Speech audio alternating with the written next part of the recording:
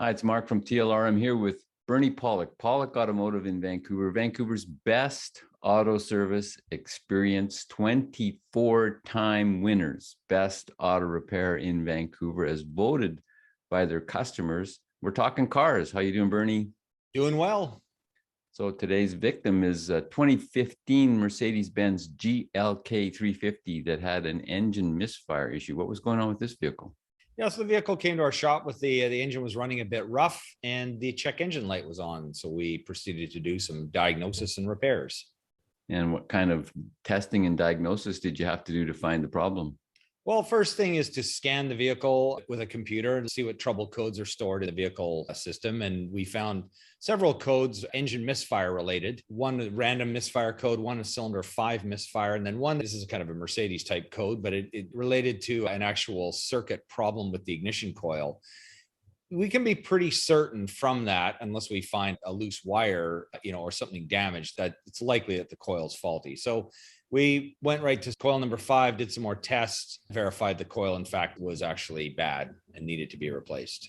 So and then do you just change that coil, or what's the process from there?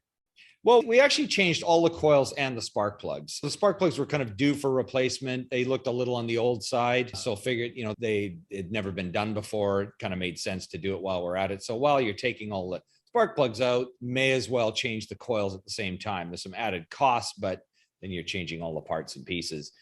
Each coil's got the same age. So it's really a gamble at this point as to how long the other 5 coils, it's a V6, how long they're going to last. Will another one fail next week? Or will it fail in 5 years? You don't really know. But one thing's for certain, if we do them all now, they should all last the same amount of time in the future. And doing the spark plugs, it's kind of a complete ignition system rebuild, so to speak. What kind of mileage does this vehicle have? I think it was under 100,000. So not really super high at this point. I think the car may have been in miles, but yeah, somewhere around 100,000 mark. Was there any other service that you did at that time?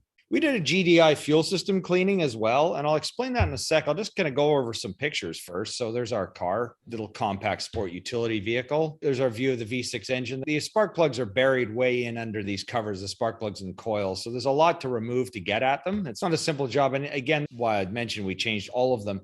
While you're in there and while we're at it, there's not a lot of extra labor to change them all, but there certainly is to go back in there again a second time. So a lot of times it makes sense to do this kind of thing. So this is a view of the left side of the engine. Again, the spark plugs and coils are hidden where I'm kind of moving my mouse here.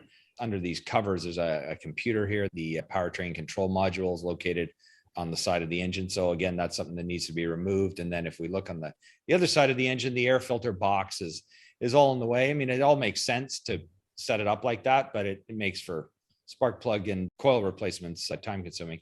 Here's a view of our spark plugs. Not much to say about them other than, it's sort of typical wear of the age of the spark plug. And we have one other picture to show. That's the ignition coil. Very unique coil boot on this thing. So it basically mounts around a kind of a tight corner. So they've engineered it so that it kind of snaps in place around the corner instead of a straight coil boot. This is the electrical connector where the low voltage signals, commands, and power and ground are situated. We're looking at a sort of side view. That's the actual magnetic section of the ignition coil. So that's our picture show.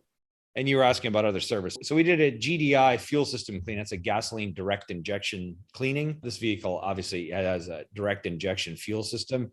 And so that's another service that we did at this time. So why would you do that? What's the value of doing that kind of cleaning? Yeah, so the reason we do that is it's a maintenance service that you should do probably every 20 to 30,000, probably every 30,000 kilometers on a GDI system vehicle. Reason to do that is that carbon deposits build up on the intake valves. On a traditional injection system, a port injection system, which are still used today, but not quite so common. The fuel injectors spray fuel on the back of the intake valves. And so that tends to wash the carbon deposits off. Not that that isn't an issue, that hasn't been an issue in the past of carbon deposits on the valves, but it's less prominent and there's no way to clean it off other than doing this GDI system cleaning. So if you get a lot of carbon deposits on the valves, it causes engine misfiring, poor performance, hard startups, all sorts of little issues. So it's a good idea to keep it clean now and do it on a regular basis with a chemical cleaning service, as opposed to waiting till later when they actually get really carboned up. You have to dismantle the engine or use the walnut shell blasting to get the carbon off. Then it becomes a really big deal. So, okay, so that's the reason for GDI. Here's the question for you. Yeah. What does a coil do? Oh, it basically fires the spark. So the way an internal combustion engine works is it has a spark plug, and that spark, when the piston moves to the right spot, the valves are all closed and the air and fuel are all compressed, the spark plug fires, explodes inside the cylinder, everything expands, forces the piston down, and that's what makes your car move, essentially. So the ignition coil is that part that actually generates that high voltage spark. In the olden days, it used to be one coil would power the whole engine. So you'd have like, say, a V8. Well, this is a V6. So you'd have one coil and it would basically generate 6 sparks every 2 times the crankshaft revolves. And so the energy of that coil is spread out over quite a few spark events. Whereas if you have one coil per cylinder, like these engines do, and most engines do nowadays, that coil can be controlled by a computer. The timing can be absolutely precise. And the spark energy, it's only sparking once every 2 crankshaft revolutions. So much less work. So the coil can be actually smaller, more compact, and fire with a lot more energy than you could with a coil that's sparking 6 times. Plus, it's very direct on this kind of engine, as opposed to, like I say, the olden days where you'd have a coil and then there'd be a wire from there to the distributor, and that would go through the distributor cap and a bunch of wires. And so a lot of it is about fuel control, but that's a long-winded answer to your question. It's a spark generator. Yeah, it takes a low voltage energy, turns it into high voltage energy to create the spark. Exactly. And it's been around for a long time. Just a little bit of trivia. The word tune-up, which we don't really use anymore, but was a common thing when you and I were younger.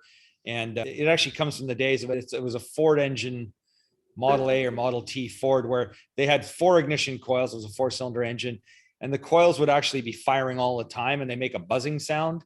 And the engine would be said to be in tune when they all buzzed the same amount. So I've never worked on one, way before my time. But anyhow, that's where the word tune-up came from. I was kind of amazed when I learned that quite a few years ago. Oh, that's kind of cool. It makes sense. So, in all the years we used to do tune-ups, when we were younger, we weren't really even doing tune-ups in the sense of how the word was first coined. The phrase was first coined for a car. But, to me, I mean, a tune-up is still taking something and making it better. Kind of like tuning a piano. You take it and make it sound perfect. And so same with an engine. I guess the GDI system service is actually about the only thing that's like a tune-up nowadays, that or the motor vac fuel injection cleaning that we do.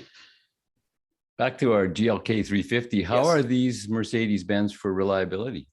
Yeah, they're pretty decent. This coil issue is something we tend to run into from time to time. Overall, pretty decent car. Being a Mercedes, there'll certainly other issues. They're European fancy car. They tend to have a few more issues than some other cars. So I won't mention any of the brands, but a good car overall. A nice size, compact vehicle.